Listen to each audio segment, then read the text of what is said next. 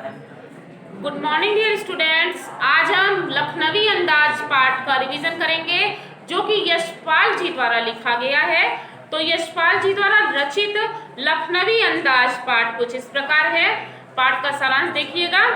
एक बार लेखक ने सेकेंड क्लास के छोटे से डिब्बे में सफर किया।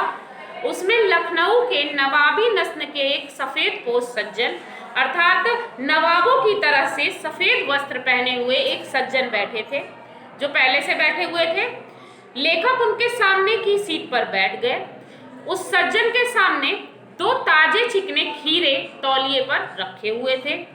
कुछ देर के बाद उन साहब ने आदाब अर्ज कहा और कहा खीरे का शौक फरमाएंगे, अर्थात उन्हें नमस्कार किया, उनका अभिवादन किया और उनसे कहा कि आप खीरा खाएंगे। लेखक ने अनिच्छा जाहिर करते हुए उनका शुक्रिया किया। लेखक ने अपनी मना करते हुए उनका शुक्रिया किया, पूछने के लिए उन्हें धन्यवाद दिया। नवाब साहब ने खीरों को अच्छी तरह धोया, तौलिए से पोंछा, जेब से चाकू निकालकर काटा और तौलिए पर सजाते गए।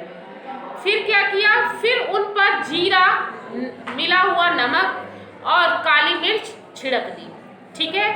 नवाब साहब ने एक बार पुनः लेखक से खीरा खाने का आग्रह किया, परंतु लेखक की इच्छा खीरा खाने की नहीं थी।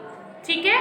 नवाब साहब खीरे की एक एक फांक उठाकर उसको होठों तक ले गए, फांक को सूंघा, आंखें बंद की और मुंह में भर आए पानी का घूंट गले से उतार लिया।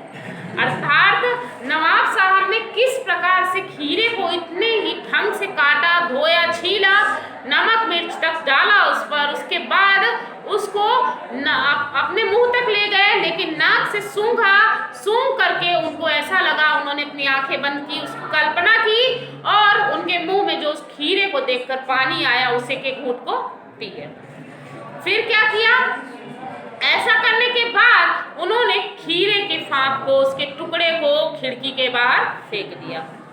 यह क्रिया उन्होंने खीरों की सभी फांकों के साथ दोहराई। जितने भी टुकड़े उन्होंने काटे थे सबको उठाया, सूंघा, आंख बंद की और उसके बाद मुंह में आए पानी को घूंट घूंट करके खीरे को फेंक दिया।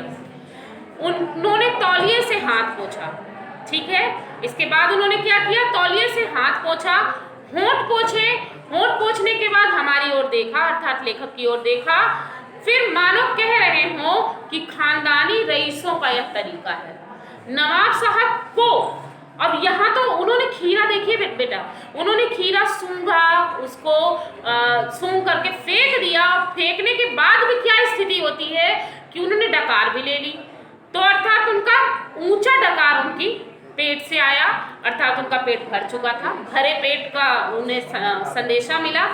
लेखक को लगा जब खीरे की सुगंध और स्वाद की कल्पना से पेट भर सकता है, अर्थात डकार भी आ सकती है, तो बिना विचार किए, बिना किसी पात्र के, बिना किसी घटना के लेखक की इच्छा से भी तो नई कहानी लिखी जा सकती है।